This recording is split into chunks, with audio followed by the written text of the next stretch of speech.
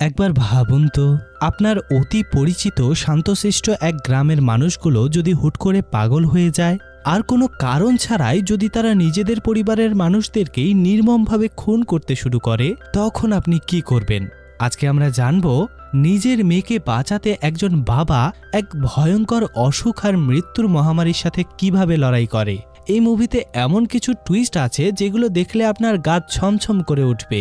আমি গ্যারান্টি দিচ্ছি এই মুভির ক্লাইম্যাক্স এতটাই ঘোরানো যে শেষ সেকেন্ড পর্যন্ত আপনি বুঝতেই পারবেন না আসল শয়তান কে। তাহলে চলুন কথা না বাড়িয়ে শুরু করা যাক আজকের আমাদের ভিডিও। মুভির শুরুতে আমরা একজন বৃদ্ধ লোককে দেখতে পাই যে কিনা নদীর তীরে বসে মাছ ধরছিল। ইনি কে, এর উদ্দেশ্য কি, সে সম্পর্কে আমরা মুভিতে কিছুক্ষণ পরেই জানতে পারবো। এরপর আমাদের জঙ্গু নামের এক লোকের সাথে পরিচয় করানো হয় যে একজন পুলিশ অফিসার, আর সে একটি বাড়ির ভেতরে কোনো মার্ডারের তদন্ত করতে এসেছিল। জঙ্গুর বাড়িতে মোট 4 জন সদস্য, সে, তার স্ত্রী, তার মেয়ে এবং তার শাশুড়ি। ওই দিন রাতে তারা যখন খাওয়া দাওয়া করে ঘুমিয়ে পড়ে তখনই তার কাছে একটি কল আসে, আর সে একটি বাড়ির ভেতরে মার্ডারের তদন্ত করতে যায়। কিন্তু দেখা যায় খুনিকে আগে থেকেই ধরে সেখানে রাখা হয়েছিল, যার চেহারা বেশ অদ্ভুত ছিল এবং তার মুখের উপর এমন দাগ ছিল যেন তার মুখ পুড়ে গেছে, আর তার উপর ছোট ছোট ফোস্কা পড়েছিল। দেখতে দেখতে জঙ্গু ঘরের ভেতরে যায়। সেখানে গিয়ে সে অনেকগুলো ডেড বডি দেখতে পায়, যেটা ওই খুনির পরিবারের সদস্য ছিল, যাদেরকে সেখানে বেঁধে রাখা হয়েছিল। প্রথমে তার মনে হয় যে এদের এখানে মারা হয়নি, এদেরকে অন্য কোথাও মেরে এখানে টেনে নিয়ে আসা হয়েছে। কিন্তু সত্যিটা এমন ছিল না, সত্যিটা এটাই ছিল যে এদের এখানেই মারা হয়েছিল। তো যাই হোক, এরপর সে দেখতে দেখতে এমন একটি ঘরে পৌঁছায় যেই ঘরের অবস্থা দেখে মনে হচ্ছিল যেন সেখানে কেউ জাদুটোনা করেছে। সেই ঘরের বাহিরে একটি বিশেষ ধরনের গাছ ছিল যেটা পুড়ে গিয়েছে বা একরকম শুকিয়ে গিয়েছে, আর সেটাকে দেখতে মানুষের খুলির মতো মনে হচ্ছে।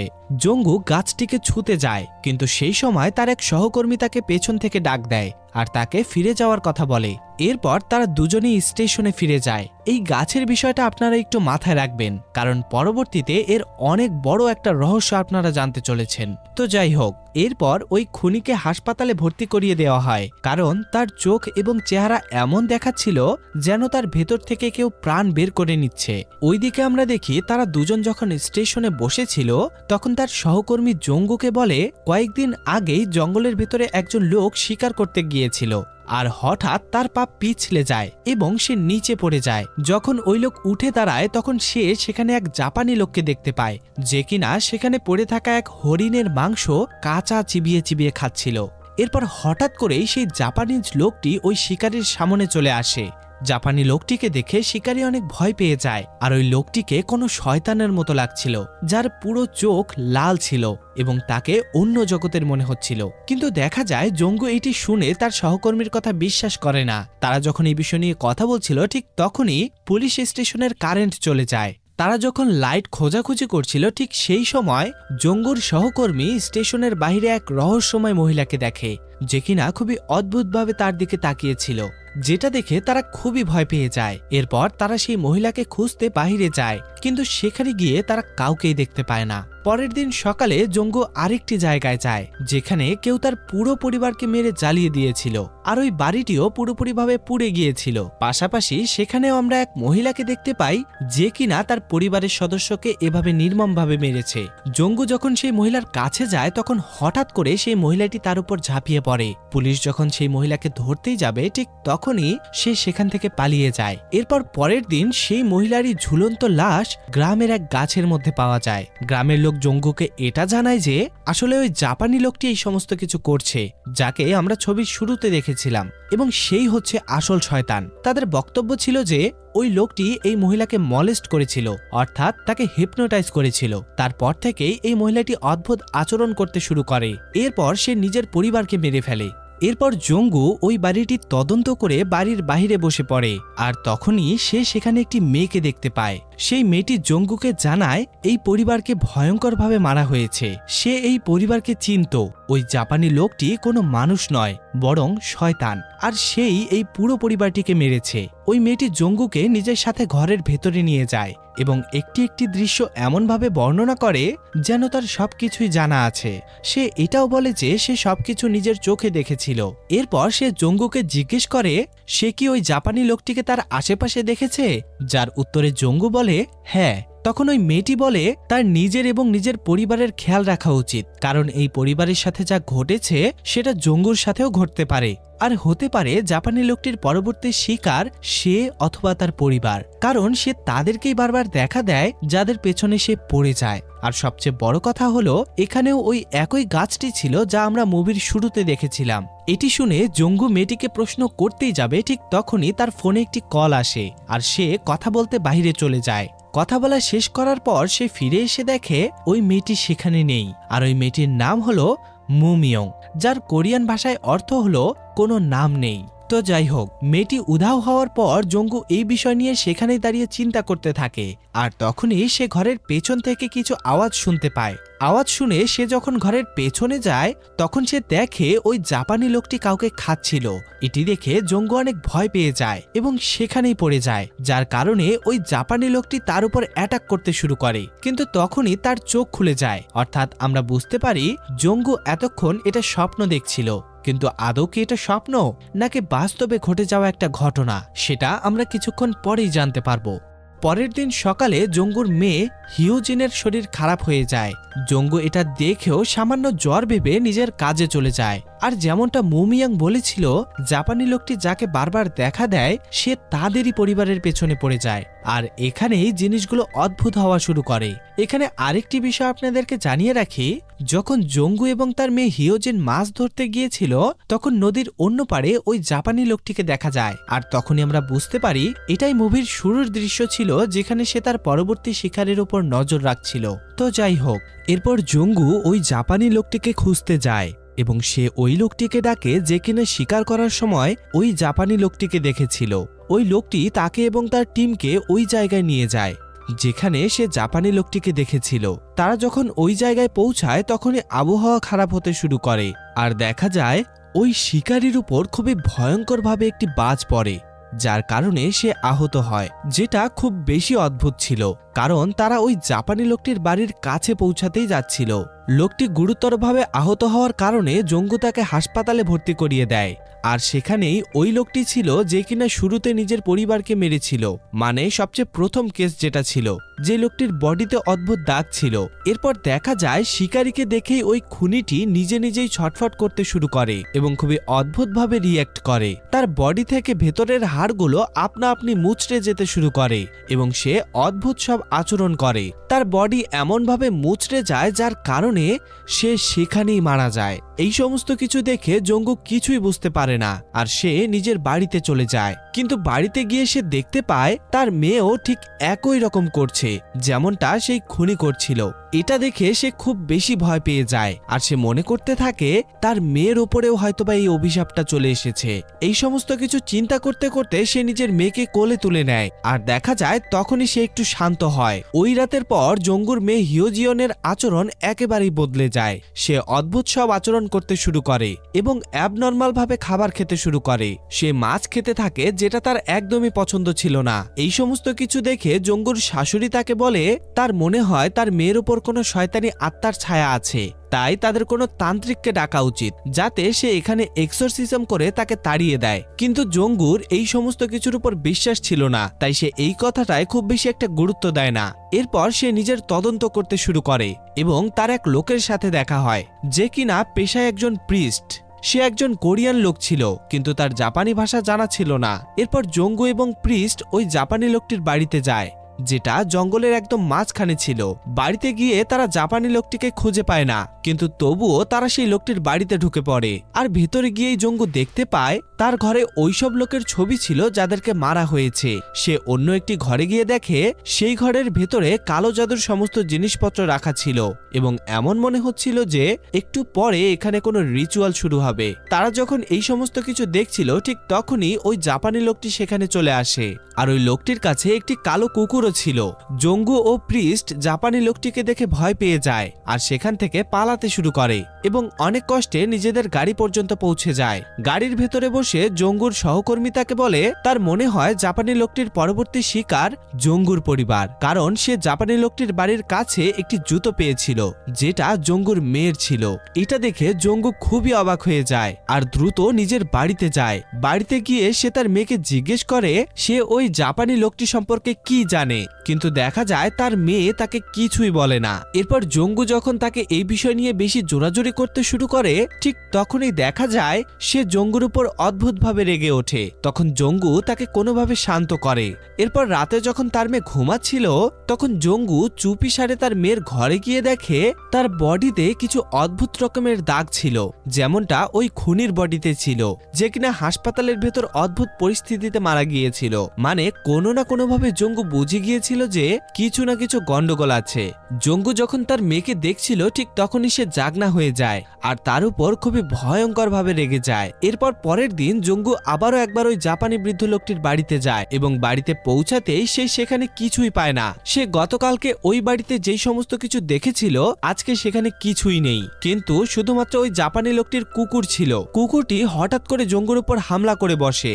জঙ্গু রেগে গিয়ে সেই কুকুরটিকে মেরে ফেলে এবং ঠিক তখনই সেখানে জাপানি লোকটি চলে আসে। তখন জঙ্গু সেই লোকটিকে হুমকি দেয় সে যদি 3 দিনের মধ্যে এই গ্রাম থেকে বেরিয়ে না যায় তবে সে তাকে মেরে ফেলবে।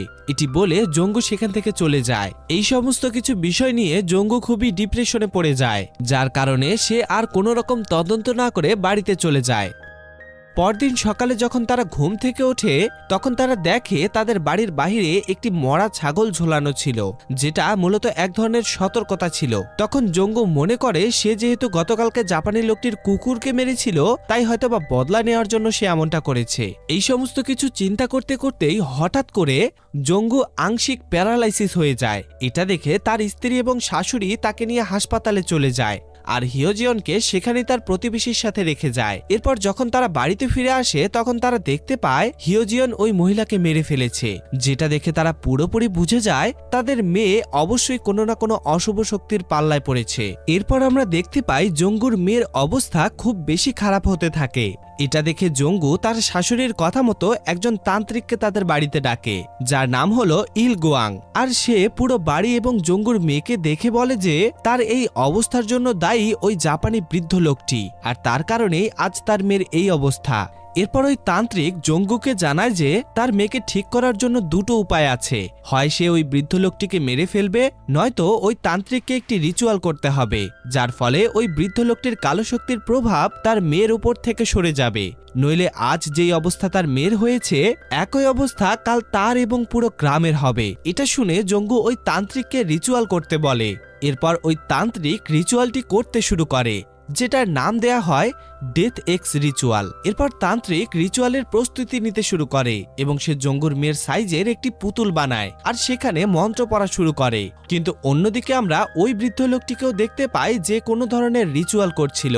এদিকে জঙ্গুর বাড়িতে তান্ত্রিক এখানেও কিছু মন্ত্র পড়ে এবং ওই পুতুলটিকে হাতে নেয় আর ওই পুতুলের শরীরের বিভিন্ন জায়গায় আঘাত করতে শুরু করে। যেই জায়গায় সে পুতুলটিকে মারতে থাকে জঙ্গুর মেয়েও ঠিক সেই জায়গায় ব্যথা পেতে থাকে। আর তখনই আমরা দেখি ওইদিকে বৃদ্ধ লোকটিও একই জায়গায় ব্যথা পেতে থাকে। তান্ত্রিক পুতুলটিকে আঘাত করায় জঙ্গুর মেয়ের অবস্থা খারাপ হতে থাকে এবং মনে হচ্ছিল যে সে যে কোনো সময় মারা যাবে। এটা দেখে জঙ্গুর খুবই কষ্ট লাগে। সে নিজের মেয়ের এই অবস্থা দেখে ওই রিচুয়ালটি মাঝপথেই থামিয়ে দেয় এবং নিজের মেয়েকে হাসপাতালে নিয়ে যায়। অন্যদিকে বৃদ্ধ লোকটির অবস্থাও বেশ খারাপ হয়ে গিয়েছিল এবং সে কোনো না কোনোভাবে বাহিরে আসে।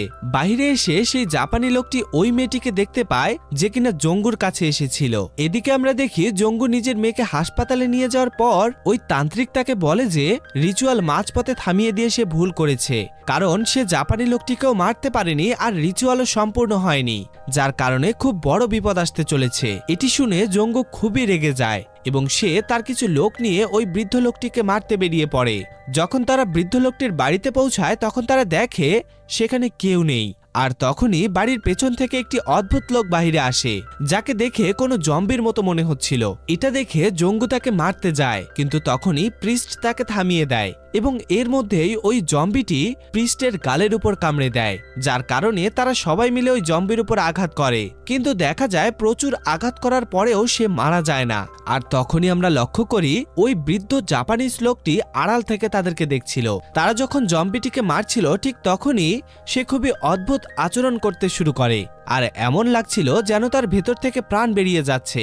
এক পর্যায়ে তার শরীরের হাড়গুড় মুচড়ে যেতে থাকে এবং সে সেখানেই মারা যায়। এরপর তারা যখন সেখান থেকে ফিরে যাচ্ছিল তখনই তারা সেই বৃদ্ধ লোকটিকে দেখে ফেলে। জঙ্গু বৃদ্ধ লোকটিকে দেখে তাকে তাড়া করতে থাকে। বৃদ্ধ লোকটি পালাতে পালাতে এক পর্যায়ে একটি খাদের মতো জায়গায় লুকিয়ে পড়ে আর সেখানেই ঝুলিয়ে থাকে, যেটা জঙ্গু ও তার সহকর্মীরা দেখতে পায় না। তারা মনে করে সে হয়তোবা পাহাড় থেকে নিচে পড়ে গিয়েছে। এরপর আমরা দেখি জঙ্গু খুবই অদ্ভুতভাবে তার মেয়ের জন্য কান্না করতে থাকে। এদিকে তান্ত্রিকের আচরণও অদ্ভুত হতে শুরু করে। সে গ্রাম থেকে পালাতে চায়, কিন্তু অদৃশ্য কোনো শক্তি তাকে আটকে দেয়। তার গাড়ির নিয়ন্ত্রণ হারিয়ে আবার গ্রামের দিকেই ফিরতে শুরু করে। সে বুঝতে পারে সেও এই ফাঁদে আটকা পড়ে গেছে। ওদিকে জঙ্গু যখন এই সমস্ত বিষয় নিয়ে চিন্তিত ছিল তখনই পুনরায় মুমিয়ং তার সামনে এসে হাজির হয় আর তাকে আবারও সতর্ক করে বলে ওই তান্ত্রিক জাপানি লোকটির জন্যই কাজ করে। তারা দুজন দুজনের সাথী, তারা তোমাকে এই মিথ্যা চক্রে ফাঁসাচ্ছে। সে জঙ্গুকে এটাও বলে যে জাপানি লোকটি এখনো বেঁচে আছে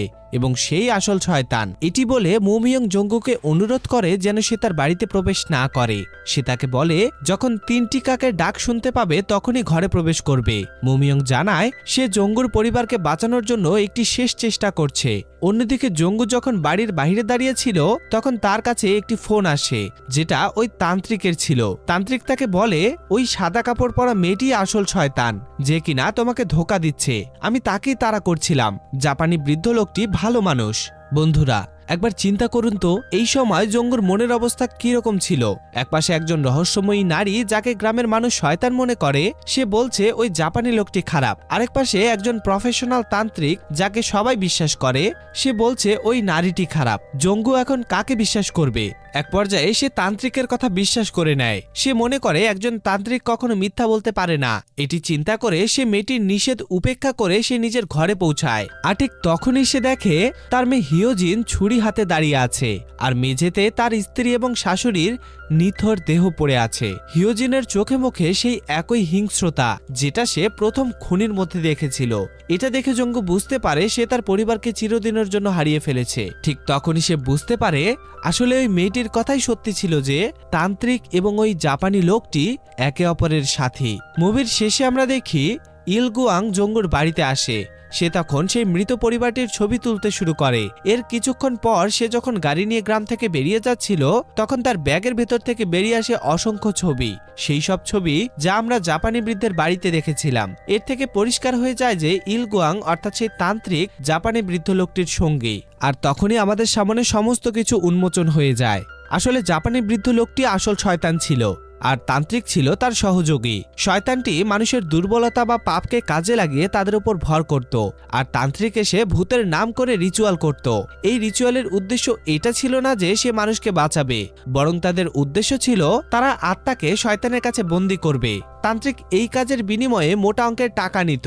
মুভির একদম শেষে প্রিস্ট জাপানি লোকটিকে পাহাড়ের একটি গুহায় খুঁজে পায়। তখন প্রিস্ট জাপানি লোকটিকে চ্যালেঞ্জ করে যে সে যদি শয়তান হয় তবে যেন তার আসল রূপ দেখায়। জাপানি বৃদ্ধটি তখন হাসতে শুরু করে এবং প্রিস্টের একটি ছবি তোলে। প্রিস্টের ছবি তোলার সময় তার চোখ লাল হয়ে যায়, কপালে ছোট ছোট শিং দেখা যায়। সে তখন তার আসল পরিচয় দেখায়, এক ভয়ঙ্কর ডেভিল। জাপানি বৃদ্ধটি প্রিস্টের ছবি তুলে বোঝায় যে তার পরের শিকার এই প্রিস্ট। বন্ধুরা, মুভির আসল রহস্য হলো এই পুরো গ্রামটি শয়তানের বেছানো ফাঁদ ছিল। মুমিয়ং সাদা কাপড় পরা নারীটি ছিল একজন রক্ষক, যে কিনা একজন ভালো আত্মা। সে গ্রামবাসীকে বাঁচানোর চেষ্টা করছিল, কিন্তু জঙ্গু সহ বেশিরভাগ মানুষই তাকে ভুল বুঝছিল। আর এর মধ্য দিয়েই এই অসাধারণ মুভিটি শেষ হয়ে যায়। কি ভয়ঙ্কর আর মাথা ঘুরিয়ে দেওয়া একটা এন্ডিং ছিল, তাই না? মুভি শেষ হওয়ার পরও বেশ কিছুক্ষণ স্তব্ধ হয়ে বসে থাকতে হয়। বিশ্বাস কাকে করা উচিত আর কাকে উচিত নয়। জঙ্গুর একটা ভুল সিদ্ধান্তের জন্যই তার পুরো পরিবারকে ভয়ঙ্কর এক পরিণতি ভোগ করতে হলো। ভিডিওটি যদি আপনাদের একটুও ভালো লেগে থাকে তাহলে অবশ্যই লাইক দিয়ে চ্যানেলটিকে সাবস্ক্রাইব করে দিন এবং পরবর্তী ভিডিও দেখার জন্য বেল আইকনটি অন করে দিন। দেখা হবে পরের ভিডিওতে নতুন কোনো মাস্টারপিস মুভির এক্সপ্লেনেশন নিয়ে। ততক্ষণ পর্যন্ত ভালো থাকুন, সুস্থ থাকুন।